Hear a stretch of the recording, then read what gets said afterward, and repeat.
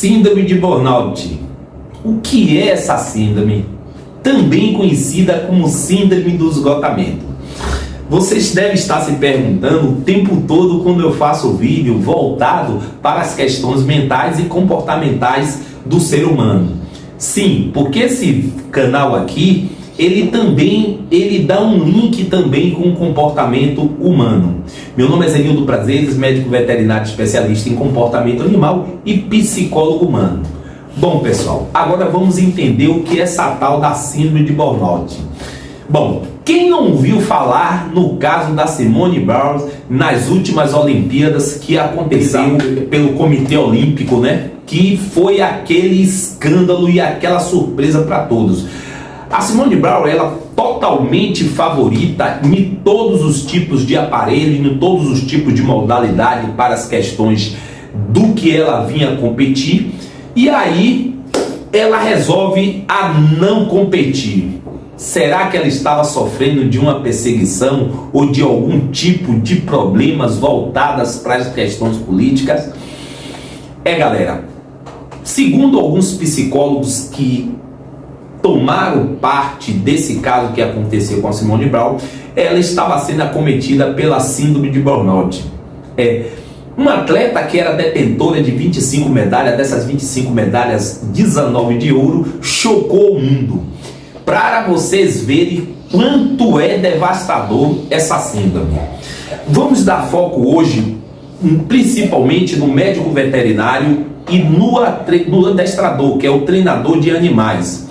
Por quê? Porque se esses indivíduos que se relacionam com os animais não estiverem bem mentalmente, jamais ele pode prestar um bom serviço. É por isso que estamos aqui fazendo esse vídeo, para chamar a atenção dos médicos veterinários e dos profissionais que trabalham com animais, principalmente essas duas classes, que é o médico veterinário e o treinador de cães.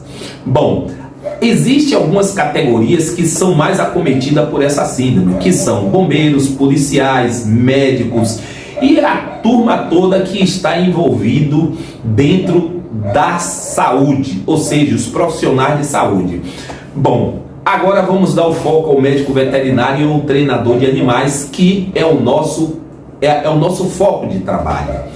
Bom, o médico veterinário, por sua vez, ele se depara em situações bem crítica. Por quê? Porque no ser humano nós temos o trabalho SUS, temos os planos de saúde, e dentro da medicina veterinária não existe ainda tipos de assistência com envergadura como o atendimento da saúde humana se disponibiliza no mercado, como o SUS, entre outras questões que amparam a saúde humana. Bom, esse profissional de saúde animal, que é o médico veterinário e o treinador de cães, se deparam muitas vezes sem os mínimos recursos de trabalho. Porque muitas vezes que já aconteceu chegar no meu consultório, pessoas de ruas, que são pessoas que moram na rua com seu animal debaixo do braço e necessitando de um atendimento. Como é que não fica a questão emocional de um profissional desse, querendo atender, querendo intervir na saúde desse animal, e se depara diante das questões financeiras e diante do recurso? Isso machuca, isso é insalubre, isso joga a saúde mental do médico veterinário, abala constantemente, é horrível. Sem falar no adestrador de cães, muitas vezes ele sente que tem necessidade de fazer um trabalho mais extensivo, por exemplo, um trabalho de 5, 6, 7 ou até mesmo anos com esse animal, e o seu tutor está inviabilizado porque não tem o recurso. Isso machuca, porque por mais que ele se dê, ele se sente impotente diante das questões apresentadas. Dentro da medicina veterinária, as questões de insalubridade são muitas. Eu posso dizer isso, que eu, como médico veterinário, eu tenho visto e acompanhado isso no meu consultório.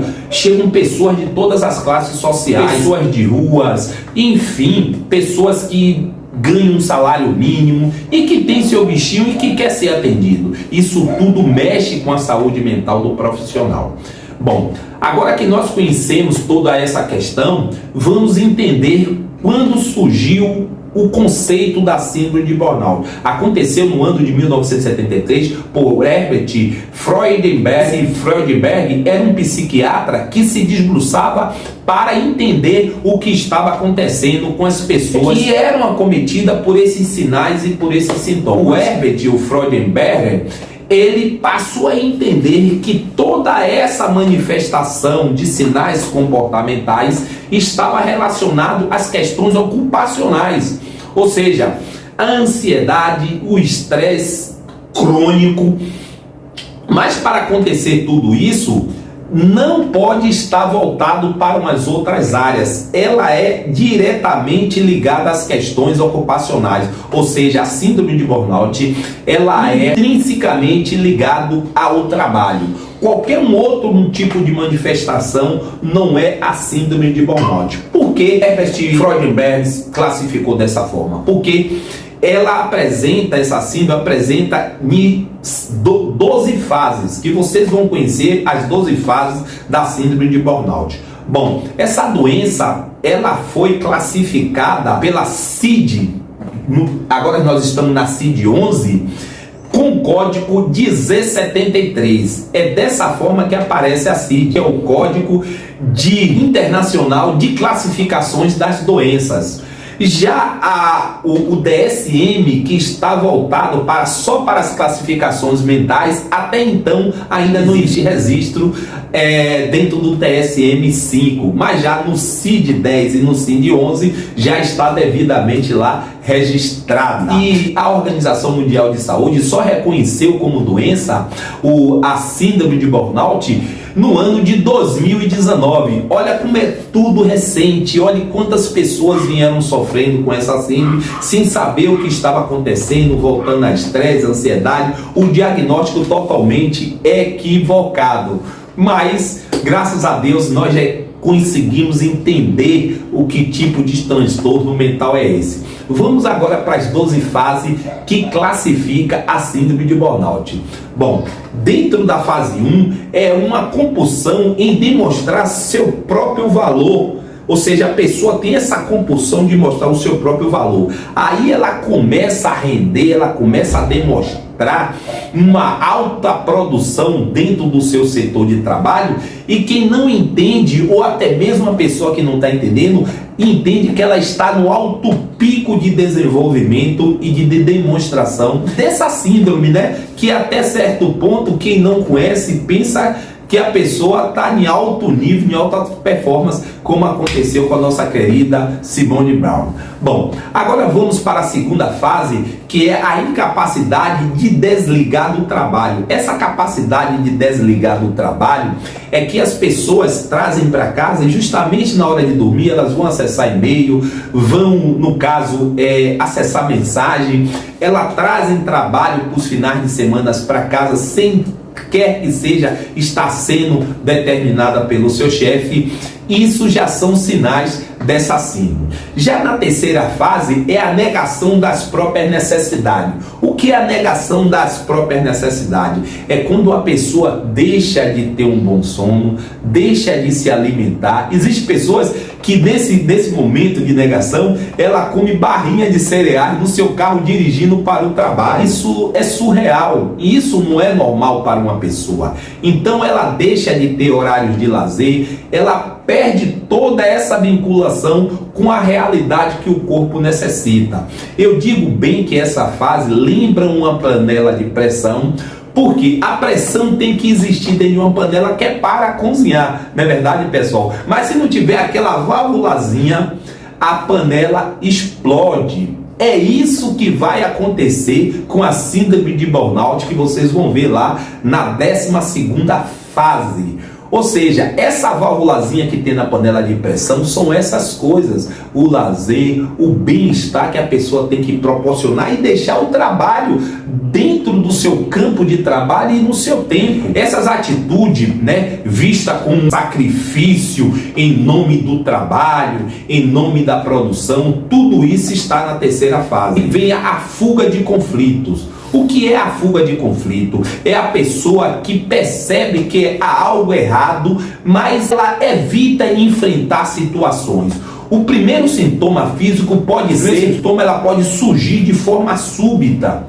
Então, nessa fase, quando é apresentado esse problema, as pessoas começam a sair dessa realidade e não conseguem entender o que está acontecendo. E muitas vezes uma pessoa que está de fora consegue dizer, poxa, fulano não está normal porque ele está tendo um comportamento que não é típico dele. Bom, aí a gente vem a reinterpretação de valores pessoais, ou seja, a família, os momentos de descanso, tudo isso são deixados de lado e visto como uma coisa sem importância por essa pessoa. Ou seja, ela que gostava, digamos, uma pessoa que gosta de patinar, que é o meu caso, que eu amo patinar, essas pessoas param de patinar e deixam seu hobby à toa. E aí é que quem está de parte dentro da família tem que entender. O Zenildo Prazeres, que no caso sou eu, ele patinou a vida toda, por que agora ele deixou de patinar? Então cabe uma observação para esses sinais.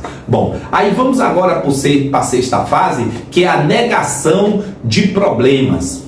Essa negação de problemas, a pessoa se torna intolerante, enxerga nos colegas de trabalho sempre como preguiçosos. Essa negação, ela começa a ver tudo isso nos seus colegas, ou seja, ela começa a achar que o colega é improdutivo e ela que é a alta capacidade e ela que tem toda essa capacidade.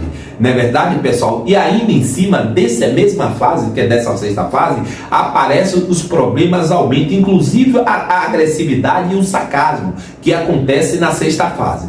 Bom, a partir daí vamos para a sétima fase. O que é que acontece na sétima fase e quem é essa sétima fase? É o distanciamento da vida social. Esse distanciamento da vida social, a vida social passa a ser restrita ou até mesmo inexistente, ou o trabalho é feito de maneira automática e a necessidade de relaxar pode levar ou o uso de drogas e álcool, ou seja, a necessidade de relaxar dessa pessoa, ela busca muitas vezes amparo nas drogas, no álcool. Por quê? Porque o distanciamento da vida social é que dava essa válvula de escape para ela e ela não consegue ter mais isso e busca isso nas drogas ilícita, pessoal. Bom, a partir desse momento, vamos para a oitava fase. Já a oitava fase é a mudança estranha de comportamento. A pessoa torna-se muito diferente do que costumávamos ser e que era alegre, dinâmica, já torna apático, medroso, e as alterações são óbvias e podem ser notadas pelas famílias e amigos. Ou seja, uma pessoa que era muito dinâmica, aquela pessoa que tinha aquele dinamismo, ela começa a ter aquela apatia. Olha que já estamos na oitava fase e as coisas vão se complicando. Aí vem a despersonalização. Não é possível enxergar o próprio valor. Só começa que ela não consegue enxergar em si o próprio valor que ela tem dentro de si. Aí há uma necessidade, aí a partir desse valor e começa toda uma questão desse conflito interno dentro dessa pessoa, porque é a perca da personalidade, ela começa a perder essa personalidade, aí bem como das pessoas ao seu redor. Toda essa questão, ela despersonalização dela também, como ela começa também a perder das pessoas. Isso é a nona fase. Agora vamos para a décima fase, é o vazio interno. Amenizar toda aquela questão de sofrimento, aquela questão de angústia, aquela questão que ela não tem mais aquele prazer. Aí também nessa fase ela começa a recorrer às drogas e a alimentação, ou seja, a comida exacerbada. Aí começa a vir um ganho de peso e uma coisa muito importante. É importante, que eu quero dizer, interessante e importante essa fase que ocorre, o vazio interno. Elas começam a buscar o sexo exacerbado. Galera.